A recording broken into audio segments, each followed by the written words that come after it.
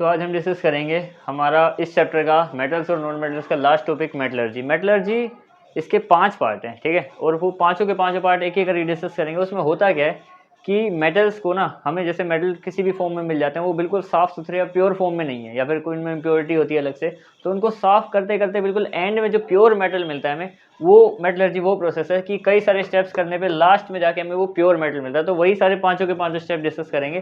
पर सबसे पहले मेटलर्जी के ऊपर बात करते हैं कि मेटलर्जी क्या होती है। तो इसकी एक हल्की सी डेफिनेशन है, the process of converting pure metal from compound. अब इसका क्या मतलब है, देखो इसको समझने से पहले तुम्हें ये समझना पड़ेगा कि कंपाउंड क्या होते हैं, ठीक है। प्योर मेटल, इम्प्योरिटी, गैंग वगैरह दो तीन चीज़ें मैं तुम्हें पहले एक डायग्राम से समझाता हूँ। देखो, हमें जो मेटल मिलते हैं वो एक कंपाउंड की फॉर्म में मिलते हैं। कंपाउंड का मतलब है कि वो जैसे कभी भी सोना तुम्हें मिल गया ज़मीन के अंदर, लेकिन वो सोना तुम्हें बिल्कुल साफ थोड़ी मिलेगा, उसकी शायद आसपास मिट्टी मिल जाए लगी हुई या कुछ और मिक्स हो, तो वो प्योर फॉर्म में नहीं होता, ठीक है। उसमें कुछ ना कुछ इम्प्योरिटी होती है। कंपाउंड वो है जो मिक्सचर है एक तरीके से हमारे पास, ठीक है, या उसको मिक्सचर भी बोल सकते हो, तुम मिनरल भी बोल सकते हो। अब ये इसमें क्या क्या अवेलेबल होता है, एक तो होता है हमारे पास प्योर मेटल, ठीक है। प्योर मेटल एक तो हमें पता है उसके अंदर प्योर मेटल छुपा हुआ है, ठीक है। और दूसरी चीज है इम्प्योरिटी, दूसरी चीज है इम्प्योरिटी। ये दो चीजें हमें पता है कि उसी के अंदर छुपी हुई है, ठीक है। अब देखो, इम्प्योरिटी है, इम्प्योरिटी को हम लोग गैंग बोलते हैं, ठीक है। और इसको और भी बोलते हैं हम लोग, इसी को ही कंपाउंड, जो और मतलब वो जिसमें प्योर मेटल भी छुपा हुआ है और अभी इम्प्योरिटी भी है, अभी साफ साफ तरीके से नहीं हुआ है, ठीक है। एक तो मेटलर्जी ये होता है, ठीक है। अब मेटलर्जी को करने के 5 तरीके, 5 तरीके मतलब ये नहीं कि 5 तरीके से कर सकते हैं, पर ये है कि 5 स्टेप्स हैं कि सबसे पहले ये करना पड़ेगा, फिर ये करना पड़ेगा, ऐसे करके। तो हम लोग लिखेंगे अभी यहाँ पे स्टेप्स ऑफ मेटलर्जी, पूरा ही डिस्कस करेंगे। अब देखते हैं हम लोग स्टेप्स ऑफ मेटलर्जी। तो सबसे पहला स्टेप क्या है हमारे पास, देखो सबसे पहला है क्रशिंग ऑफ ओर का मतलब वही जो हमारे पास जो एक इम्प्योर है, जिसमें प्योर मेटल भी और इम्प्योरिटी के साथ साथ वो चीज़ है, उसको क्रश करना। उसको पहले तो पीसेंगे तभी वो थोड़ा पाउडर बनेगा, तो छांट के अलग करने के और तरीके होंगे, पर पहले उनको तोड़ना पड़ेगा ताकि कुछ अलग करने का तरीका मिले। दूसरा है हमारे पास concentration of ore, concentration of ore. अब इसमें क्या है, थोड़ी सी ड्रेसिंग और करते हैं। ड्रेसिंग का मतलब है कि जैसे वो मिल गए हैं तो उसको कम से कम इतना कर दें कि मेटल्स अलग कर दें, उसकी इम्प्योरिटी अलग कर दें, थोड़ा थोड़ा करके। अभी वो मेटल उतना प्योर ना हो, पर अलग अलग तो कर दें। बेसिकली जो ज़्यादा इम्प्योरिटी और जो ज़्यादा मेटल का हिस्सा है उनको थोड़ा थोड़ा अलग करने का, ये दूसरा तरीका है। तरीका नहीं मतलब दूसरा स्टेप है, इसके बाद ये करना पड़ता है। फिर जो तीसरा है वो है कन्वर्जन ऑफ और इनटू मेटल ऑक्साइड। उसको क्या करेंगे हम लोग, मेटल ऑक्साइड में कन्वर्ट कर देंगे। अब देखो यहाँ पे जो हमें और मिलेगा वो या तो हमें कार्बोनेट के साथ लगा हुआ मिलता है, या तो उसके साथ एक सल्फाइड लगा होता है। तो उनको हमें पहली बात तो मेटल ऑक्साइड में कन्वर्ट करना है। अब देखो यहाँ पे भी मेटल के साथ एक ऑक्साइड हो गया, ठीक है। चौथा स्टेप में क्या करेंगे, इस ऑक्साइड को भी हटा देंगे ताकि और मेटल हमें प्योर मिलता रहे, क्योंकि हमें एट द एंड चाहिए क्या, स्टेप के खत्म होने पे कि वो प्योर हो जाए बिल्कुल ही, क्योंकि मेटल हमें निकालना है। मेटलर्जी का मतलब है कि उनको बिल्कुल साफ सुथरा करके मेटल निकालना है, ठीक है। तो कन्वर्जन ऑफ फोर में क्या करेंगे, जो मेटल ऑक्साइड है, अब इसमें क्या करेंगे, रिडक्शन ऑफ ऑक्सीजन करेंगे। यहाँ पे रिडक्शन करेंगे तो ऑक्सीजन अपने आप हट जाएगा, रिडक्शन ऑफ ऑक्सीजन, ठीक है। ये हो गया इसका चौथा स्टेप। और पांचवा स्टेप, अब सिर्फ मेटल बचा है, सिर्फ मेटल। हाँ वो प्योर है काफ़ी हद तक, काफ़ी सारी चीज़ों से होके गुजरा है, क्योंकि उसको साफ कर रहे हैं हम, काफ़ी सारी चीज़ों से होके गुजरा है, तो मेटल अभी हमें प्योर मिल गया। लेकिन वो प्योर कितना है, मतलब मान लो 99%, 99 भी नहीं, 95%, 97%। लेकिन उसको इतना करें कि वो कम से कम 99.9 हो जाए, ताकि हम उसको कहीं यूज़ कर सकें अच्छी अच्छी जगहों पे। जैसे मान लो हमें कहीं पे फ़ोन्स में यूज़ करना है कोई मेटल को, तुम्हारे मोबाइल फ़ोन में हो गया, या कहीं रेडियो वगैरह में, कहीं स्पेस में भेजना है, तो अगर हल्का सा भी इम्प्योरिटी होगी तो डिस्ट्रॉय हो सकता है, ठीक है। इसलिए उसको बिल्कुल ही साफ सुथरा करना पड़ता है, प्योर करना पड़ता है, ठीक है। तो और 5वां स्टेप है हमारा प्योरिफिकेशन। प्योरिफिकेशन, ये हैं इसके 5 स्टेप, ठीक है, या फिर रिफाइनिंग बोल दो, रिफाइन करो उसको बिल्कुल सही तरीके से। ये पांचों के पांचों स्टेप को हमें एक एक करके फॉलो करना पड़ता है, तब जाके एक मेटल कहीं पे बिल्कुल प्योर होता है। हाँ, पर सारे के सारे मेटल्स में ये लॉजिक नहीं लगते, इनमें कुछ ऐसे हैं जिनमें काफ़ी हद तक हो भी जाते हैं, कई ऐसे हैं जो नहीं होते हैं, ठीक है। इनमें ये क्या है कि पहली बात तो मेटलर्जी में हमने क्या पढ़ा कि वो एक ऐसे कंपाउंड मिल गए भाई जिसमें गंदगी भी लगी हुई है, इम्प्योरिटी भी है और साफ हमारा मेन मेटल भी है, ठीक है, जो उसको भी साफ सुथरा नहीं, साफ नहीं कर रखा है, ठीक है। अब वो तो हो गया कंपाउंड जिसमें वो दोनों मिक्स हैं, उसी में प्योर मेटल है, इम्प्योरिटी, इम्प्योरिटी को हम गैंग बोलते हैं, ठीक है, और वो उसी कंपाउंड को हम और भी बोलते हैं या मिनरल भी बोलते हैं, ठीक है। अब उसको साफ करने के लगातार लाइन से जो 5 उपाय हैं कि एक एक करके कैसे कैसे करेंगे, तो सबसे पहले उसको क्रश कर दो, वो जो है उसको पीस दो, तोड़ दो, कम से कम उसमें से थोड़े बहुत हिस्से टुकड़े टुकड़े बन जाए, तो उसमें कहीं मेटल और वो साइड साइड दिखे ना, पर हो जाए कम से कम थोड़ा, उसको बाद में किसी और तरीके से हम उसको सेपरेट कर सकते हैं। पहला काम तो ये होता है उसको तोड़ना। दूसरा है कंसंट्रेशन, कि उसको अलग कर दो, इम्प्योरिटी को इधर और मेटल को इधर कर दो अलग। ये दूसरा है इसका जो रास्ता आगे बढ़ेंगे हम, ठीक है। अब तीसरा क्या करेंगे, उसमें जो मेटल में अलग से सल्फाइड या कार्बोनेट वगैरह लगे हुए हैं, उसको कैल्सिनेशन या रोस्टिंग के द्वारा हम मेटल ऑक्साइड में कन्वर्ट कर देंगे। अब ये मेटल ऑक्साइड हो गया, अब अभी भी मेटल के साथ ऑक्सीजन लगा हुआ है, तो उसको ऑक्सीजन का रिडक्शन कर देंगे तो मेटल बच जाएगा अकेला, अभी भी वो 95% या 90% प्योर है। उसमें फिर प्योरिफिकेशन या रिफाइनिंग करके और उसको साफ सुथरा करके 99.9% प्योर करेंगे, तब जाके वो कहीं मेटल यूज करने के काम आएगा आगे फ्यूचर में, ठीक है। तो अब हम डिस्कस करेंगे इस पे कि क्रशिंग ऑफ ओर, पहला टॉपिक आएगा क्रशिंग ऑफ ओर, फिर देखेंगे कंसंट्रेशन ऑफ ओर, ऐसे ऐसे करके एक एक करके सबको डिस्कस करेंगे, ठीक है। आगे तो हम आते हैं इसके पहले स्टेप में, जिसमें हम देखेंगे कि क्रशिंग ऑफ ओर, और उसके बाद इसके अगले स्टेप्स भी धीरे धीरे आगे करके बढ़ते रहेंगे। पर क्रशिंग ऑफ ओर सबसे आसान है, इसमें ज़्यादा कुछ करना नहीं है, ठीक है। ये इसका पहला स्टेप है, ठीक है। इसमें कुल मिला के हमें करना क्या है कि ये बताना है कि भाई उसको क्या करते हैं, क्रशिंग ऑफ ओर में हम करते क्या हैं। तो एक ही काम करते हैं कि मेटल को ब्रेक कर देते हैं इनटू पीसेस। उसमें क्या होता है, इम्प्योरिटीज और जो मेटल है वो हल्का अलग हो जाता है, उतना भी प्योर तरीके से अलग नहीं होता पर अलग हो जाता है, ठीक है। तो इसमें हम क्या करते हैं, breaks ore into small pieces by machines and manual. इसका मतलब क्या है कि या तो हम उनको मशीन से अलग करते हैं, जैसे कि कई ऐसे मेटल हैं भाई जो काफ़ी हार्ड होते हैं, जिनको अलग करने के लिए हमें मशीन की जरूरत पड़ती है, और कई ऐसे होते हैं जिसको हम हाथ से ठोक पीट के हैमरिंग वगैरह करके भी अलग कर सकते हैं, इतना सेपरेट तो कर सकते हैं, ठीक है। तो क्रशिंग ऑफ ओर तो बस इतना ही है, बस। दूसरे स्टेप पे आते हैं, दूसरे स्टेप में 4 पार्ट हैं, वो समझने पड़ेंगे, ठीक है। इसका सेकंड स्टेप है हमारा, वो है कंसंट्रेशन ऑफ ओर, ठीक है, ये इसका दूसरा स्टेप है। अब इसमें है 4 पार्ट, एक एक करके चारों को डिस्कस करेंगे, चारों में थोड़ा है सिस्टम समझने वाला, आराम आराम से समझेंगे। तो इसका जो पहला पार्ट है वो है हमारा हाइड्रोलिक सेपरेशन और ग्रेविटी सेपरेशन। ये 2 तरीके से होता है।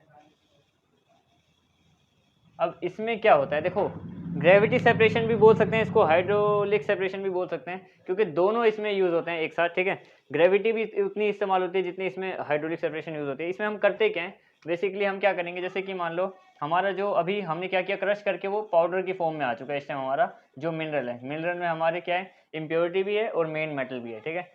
उसको कुछ ऐसे कन्वेयर पे रख दिया या फिर ऐसी जगह पे रख दिया कुछ इस तरीके से, ठीक है। इसमें क्या होगा, यहाँ पे हम क्या करेंगे, ऐसे रखा हुआ है हमने, इसको हाइड्रो सेपरेशन कर रहे हैं हम लोग, ठीक है। और अभी हमने क्या करा है, यहाँ पे हमने क्या किया, उसी पाउडर को रख दिया, जो पाउडर असल में हमारा जो है, जिसमें हमारा मिनरल और गैंग वगैरह सब है उसमें, ठीक है। ये हमारा वो पाउडर ही मान लो, ठीक है। पाउडर की फॉर्म में है पर वो पाउडर नहीं है, ठीक है, कहीं इसको नाइस से समझो। तो इसमें क्या होता है, हम यहाँ से ना वाटर को पास करते हैं। अब वाटर को पास करेंगे अगर हम लोग, ठीक है, तो होता क्या है, इसके लिए ना, इस प्रोसेस के लिए सबसे पहली बात तो देखो, जो 4 तरीके हैं वो 4 तरीके इसलिए भी हैं क्योंकि मेटल कई तरीके के होते हैं। देखो मान लो अगर इसमें इसको फॉलो करने के लिए हमारे पास जो हमारा ओर है, जो हमारा मेन मेटल है, और जो हमारा दूसरा क्या है इसमें, इम्प्योरिटी, यानी कि गैंग या इम्प्योरिटी लिख लो, इम्प्योरिटी, प्योरिटी, इन दोनों की ना डेंसिटी अलग होनी चाहिए, डेंसिटी जो है वो डिफरेंट होनी चाहिए, या तो एक दूसरे से हल्का हो तो दूसरा पहले वाले से हल्का हो, कुल मिला के, ताकि अगर हम एक बार पानी छोड़ें नीचे की साइड ऐसे करके प्रेशर में, तो होगा क्या, जो हल्के वाला है वो पानी के साथ बह जाए, जैसे मान लो एक मेटल वाले पीस हैं वो बड़े बड़े हैं, तो वो यहीं पे गिर के फंस गए सीढ़ी पे, और जो पाउडर वाले थे ना बिल्कुल, वो तो ऐसे पानी के साथ बहते हुए निकल गए। ठीक है, हाइड्रोलिक सेपरेशन में क्या करते हैं, जैसे वो डेंसिटी का फर्क है, एक हल्का है दूसरा भारी है, तो एक तो पानी के साथ निकल जाएगा और एक क्या होगा, यहीं पे यहाँ पे सेपरेट होकर रह जाएगा यहीं पे, फिर बाद में हम उसको कलेक्ट कर सकते हैं कि भाई यहाँ से उठा लो ये चीज़ें, तो ये हमारा मेटल है, या तो फिर इम्प्योरिटी भारी है तो इम्प्योरिटी यहाँ पे जम गई, अगर मेटल हल्का तो फिर मेटल को नीचे से उठा लो, या तो इम्प्योरिटी यहाँ जमेगी या तो फिर मेटल, क्योंकि दोनों में से कोई एक तो हल्का हो गई और एक तो कोई भारी हो गई होगा। ठीक है, हाइड्रोलिक सेपरेशन में तो ये होता है। ठीक है, और या इम्प्योरिटी में से डेंसिटी डिफरेंट होगी तो हम हाइड्रोलिक यूज़ करेंगे। ठीक है, ये तभी यूज़ करते हैं क्योंकि चार तरीके इसलिए क्योंकि चारों अलग अलग हैं और चारों को हमें यूज़ करने के लिए अलग तरीके भी बनाए, क्योंकि मेटल कई प्रकार के होते हैं। अब अगर मान लो कि कुछ मेटल ऐसे जो मैग्नेटिक प्रॉपर्टी रखते हैं, चिपकने वाले होते हैं, आयरन ही मान लो, तो जो इसका दूसरा ही तरीका है, मैं सारे बताऊंगा। ठीक है, जो दूसरा तरीका है वो है मैग्नेटिक सेपरेशन, मैग्नेटिक सेपरेशन। इसमें क्या होता है, जैसे मान लो हमारे पास जो एक हमारा पाउडर बना है, पाउडर ही बना है, पाउडर बन के इसी फॉर्म में है, बस हमें ये देखना होता है कि चारों में से लगाएंगे कौन सा तरीका। ठीक है, अभी तो फिलहाल ये देख लेते हैं, इसको मैं थोड़ा मिटा देता हूँ यहाँ पे। ठीक है, अब देखो इसमें क्या है कि यहाँ पे ना वही पाउडर, मान लो यहाँ पे एक कन्वेयर है, कन्वेयर बेल्ट है, वो ऐसे करके घूम रही है इस डायरेक्शन में, यहाँ से ये बेल्ट सी लगी हुई है और ये बेल्ट ऐसे ऐसे करके इधर को आगे बढ़ रही है और यहाँ से वापस आ रही है, और ये बेल्ट जो है ना वो मैग्नेटिक है, मैग्नेटिक। अब ये बेल्ट मैग्नेटिक है, इसके पास चिपकने की प्रॉपर्टी है, और यहाँ से मैं क्या कर रहा हूँ, यहाँ से मैंने अपना जो मेन पाउडर है ये जो अपना मिनरल है या ओर है वो, उसको मैंने यहाँ से नीचे की साइड फेंका। अब देखो ध्यान से होगा क्या इसमें, जब हम लोग क्या करेंगे अपने ओर को इस तरफ फेंकेंगे तो वो इस तरफ को आगे बढ़ेगा। ठीक है, अब दोनों में से इसमें क्या कंडीशन होनी चाहिए, जैसे कि मान लो हमारा जो ओर है या इम्प्योरिटी है, ठीक है, इम्प्योरिटी को मैं आई एम पी डॉट लिख रहा हूँ, और या इम्प्योरिटी में से दोनों में से एक मैग्नेटिक मैग्नेटिक और दूसरा नॉन मैग्नेटिक होना चाहिए, और वो तो होता ही है, दोनों के दोनों मैग्नेटिक नहीं होते, वरना फिर इम्प्योरिटी किस बात की, वो सेम ही फंक्शन होता है तो वो दोनों ही प्योर मेटल होता है, तो दोनों ही इम्प्योरिटी होता है, ऐसा थोड़ी होगा कि हम खाली इम्प्योरिटी को ही उठा के ले आए। ठीक है, तो अगर एक नॉन मैग्नेटिक है, देखो अब यहाँ पे दोनों चले और इसमें इम्प्योरिटी वाला भी चला, मैग्नेट जो मेन मेटल है वो भी निकला, दोनों यहाँ पे पहुंचे। अब देखो जो चिपकने वाला था, जो चिपकने वाला है वो तो लंबे समय तक उससे चिपका रहेगा, और उसका जो धूल है या फिर जो उसके कण हैं वो इधर आके गिरेंगे, क्योंकि वो मैग्नेट है, ये कन्वेयर भी मैग्नेट बेल्ट है, तो मैग्नेट मैग्नेट को छोड़ना नहीं चाहता, वो पाउडर यहाँ पे आगे तो बढ़ रहा है पर वो ज़्यादा चिपका रहा और यहाँ पे गिरा, और जो दूसरा था जो जो उससे बिल्कुल भी नहीं चिपका था, वो क्या होगा, वो यहाँ पे आके गिरेगा इस तरीके से। ये जो पार्टिकल्स यहाँ पे गिरेंगे, जैसे मान लो यहाँ पे एक ढेरी लगी, ये नॉन मैग्नेटिक सब्सटेंसेस है, और ये जो यहाँ पे लगी वो मैग्नेटिक है, क्योंकि मैग्नेटिक इसलिए क्योंकि मैग्नेट से ज़्यादा समय तक चिपका रहा, इसलिए इनमें डिफरेंस हो गया। ये दूसरा तरीका है मैग्नेटिक सेपरेशन। ठीक है, अब इसका तीसरा तरीका देखो, तीसरा तरीका होता है हमारे पास फ्रोथ फ्लोटेशन, फ्रोथ फ्लोटेशन। यहाँ पे मैं एक लाइन खींच दूँ ताकि तुम्हें पता चलता रहे कि हम सारे तरीके एक एक करके डिस्कस कर रहे हैं। सेकेंड वाला ही चल रहा है अभी, कन्वर्जन ऑफ ओर। एक में हाइड्रोलिक सेपरेशन पढ़ लिया हमने या फिर ग्रेविटी सेपरेशन पढ़ लिया है, दूसरे में हमने पढ़ा मैग्नेटिक सेपरेशन। ठीक है, मैग्नेट वाला। अभी तीसरा पढ़ रहे हैं, तीसरा है हमारा फ्रोथ फ्लोटेशन। अब इसमें क्या होता है, देखो फ्रोथ का मतलब होता है झाग, झाग जैसे दूध वगैरह में बन जाता है कभी ऊपर ऊपर जैसे, उसको बोलते हैं फ्रोथ। अब इसमें भी जैसे सब में एक एक रीजन है, उसमें भाई मैग्नेटिक हुए तो इसमें डाल दिए, ठीक है, और अगर मान लो डेंसिटी कम ज़्यादा हल्के भारी हैं तो इसमें डाल दो, सब मतलब हर तरीके का जुगाड़ है कि कैसा भी मेटल उठा के ले आओ, अगर चार तरीके हैं, चारों में से किसी ना किसी में जिससे मैच करा उसमें उस तरीके से सेपरेशन करो, क्योंकि अगर मान लो वो मैग्नेटिक प्रॉपर्टी नहीं दिखा रहा तो इनमें से कोई दिखाएगा, तो इनमें अभी देखना, मैं तुम्हें तीसरा और चौथा ही बताता हूँ। ठीक है, तो फ्रोथ फ्लोटेशन की बात करते हैं। इसमें क्या है कि जैसे मान लो इसमें एक हमारे पास ये बीकर है, ठीक है, और इसमें हमने क्या किया, इसमें हमने मान लो वही सारी इम्प्योरिटी और वो सॉल्यूशन वगैरह डाल रखे हैं इसमें, ठीक है। अब वो इम्प्योरिटी और सॉल्यूशन इसी में ही है, ठीक है। अब इसमें भी एक लॉजिक है, जैसे इन सब में था तो इसका भी एक वो है, मतलब अपना क्राइटेरिया। क्राइटेरिया का मतलब है कि इसमें जो इम्प्योरिटी है, जैसे इनमें क्या थी, डेंसिटी ज़्यादा होनी चाहिए, इनमें क्या थी कि मैग्नेटिक सब्सटेंसेस होनी चाहिए। अब इनमें ऐसा सीन है कि जो इम्प्योरिटी है, या तो इम्प्योरिटी या तो और, दोनों में से एक जो है वो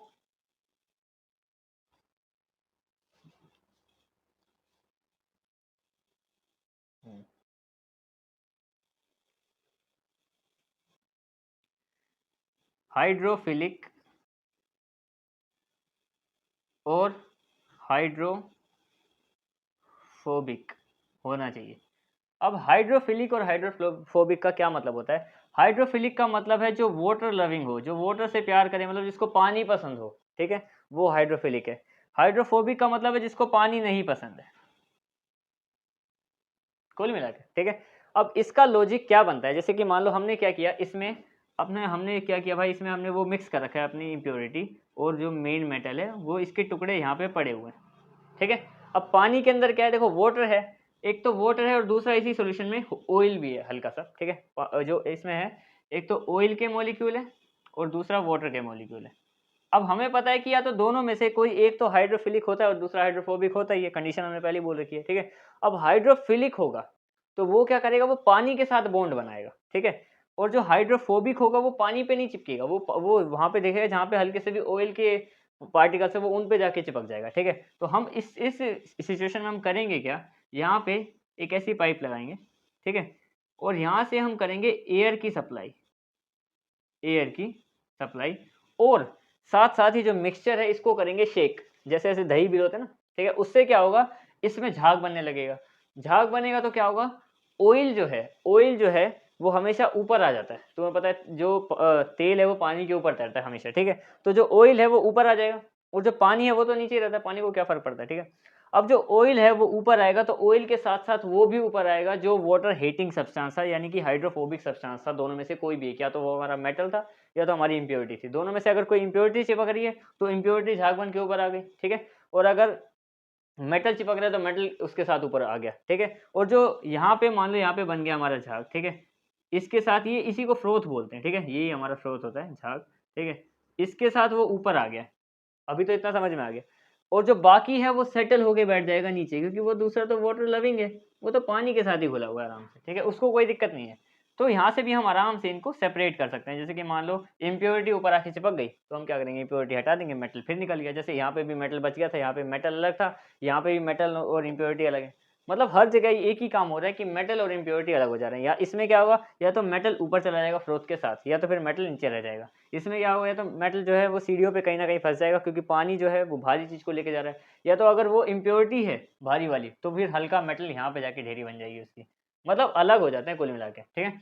और इसमें क्या, इसमें भी वही एक जगह मान लो हमारा मेटल, प्योर मेटल अलग होते जा रहा है, धीरे धीरे करके ही साफ होता है, एकदम तो होता नहीं है। या और ही कह सकते हैं इसको, भी और अलग हो रहा है, वो भी किससे, इम्प्योरिटी से। ये इम्प्योरिटी है, इम्प्योरिटी, ठीक है। अब देखो हमने कितने स्टेप पढ़ लिए, 1 2 3। अब आते हैं इसके नंबर 4th स्टेप पे, जिसको कहते हैं केमिकल सेपरेशन, या फिर लीचिंग भी कहते हैं इसको, लीचिंग, ठीक है। केमिकल सेपरेशन या लीचिंग।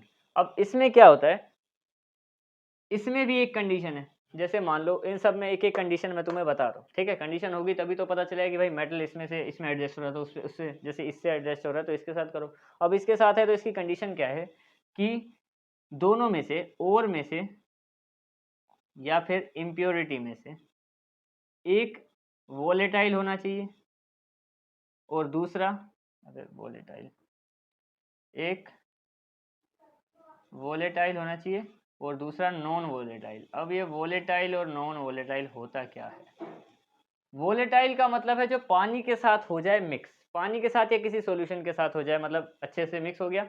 और दूसरा जो है नॉन वोलेटाइल, उसमें क्या है कि वो अच्छे से मिक्स नहीं हो रहा है, ठीक है। मतलब एक सोल्यूबल है किसी भी हमारा, जो हम मान लो कि एक सॉल्यूशन में, ठीक है। ये भाई इन दोनों को अलग करना है, पाउडर एक बन के हमारे पास सामने आ गया, ठीक है। इन दोनों को अलग करना है और एक सोलवेंट हमने डाला अपनी तरफ से कोई सा भी। अब या तो मेटल या तो मतलब और या तो हमारा इम्प्योरिटी, दोनों में से एक उससे अगर घुल जाए और दूसरा नीचे बैठ जाए तो दोनों में से फिर अलग करना आसान हो जाएगा। मान लो मेटल घुल गया तो फिर मेटल को क्या करेंगे, वो जो नीचे बैठी हुई उसमें छन्नी लगाओ और वो पानी निकाल दो, यहाँ पे इम्प्योरिटी इसको साइड में फेंक दो छन्नी से, या फिर जो हमारी वो चाइना डिश वगैरह में करते हैं केमिस्ट्री में तो उसको वही बोलेंगे, ठीक है। फिल्ट्रेशन या फिल्टर कर देंगे कुल मिला के। तो या तो अगर देखो मेटल घुला नहीं है, वो नीचे बैठा है, तो क्या करो उसको छानो, इसमें मेटल रह गया, ये काम की चीज़ है, उसको फेंक दो। या तो फिर अगर मेटल घुल गया है और इम्प्योरिटी, तो फिर इम्प्योरिटी को फेंक दो, वो उसमें से आगे करना प्रोसेस शुरू करो, तो वो साफ हो जाएगा धीरे धीरे, ठीक है। इसमें क्या सीन है, जैसे अब यहाँ पे हमारे पास एक वही हमारा बीकर है, इसमें हमारे पास वही एक मान लो ये पहाड़ है, पूरा पहाड़ वही पाउडर वाला, ठीक है। हमने क्या किया, अपनी तरफ से एक सोलवेंट डाला, सोलवेंट डाल दिया। अब सोलवेंट डालने से क्या होगा, हमने क्या किया, उसको शेक किया अच्छे से, ये सोलवेंट है हमारा, ठीक है।